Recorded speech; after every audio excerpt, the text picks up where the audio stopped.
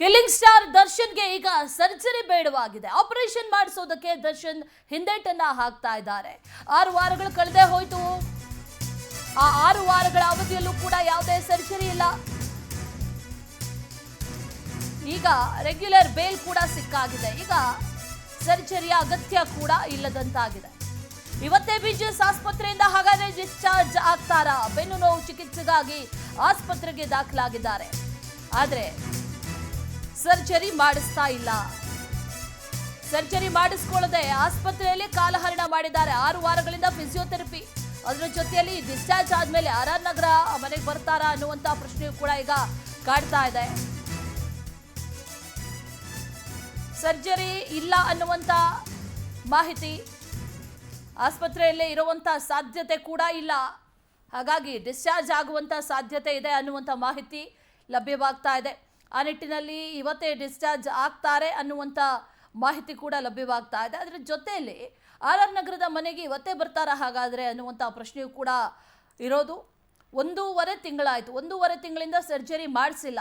ಜೊತೆಗೆ ಬೇಲ್ ತಗೊಂಡಿದ್ದೆ ಸರ್ಜರಿ ಮಾಡಿಸ್ಕೊಳ್ಬೇಕು ಅನ್ನುವಂಥ ಕಾರಣದಿಂದ. ಆದರೆ ಸರ್ಜರಿ ಬಗ್ಗೆ ಯಾವುದೇ ವಿಚಾರಗಳಿಲ್ಲ.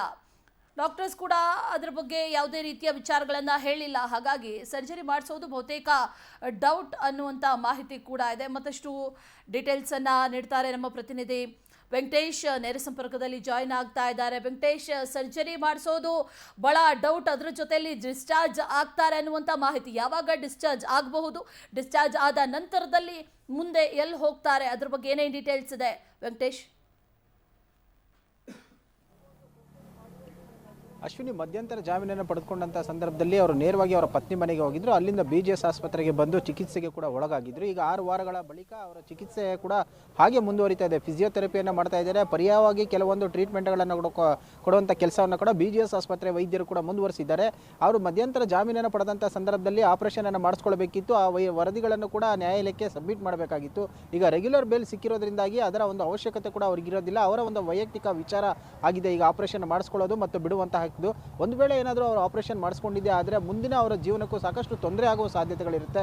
ಯಾಕಂದರೆ ಈಗಾಗಲೇ ಏನು ಇದಕ್ಕೆ ಸಂಬಂಧಪಟ್ಟಂತೆ ಕೂಡ ವೈದ್ಯರು ಅವರ ಪತ್ನಿಯವರ ಜೊತೆ ಸಮಾಲೋಚನೆಯನ್ನು ಮಾಡಿದ್ದಾರೆ.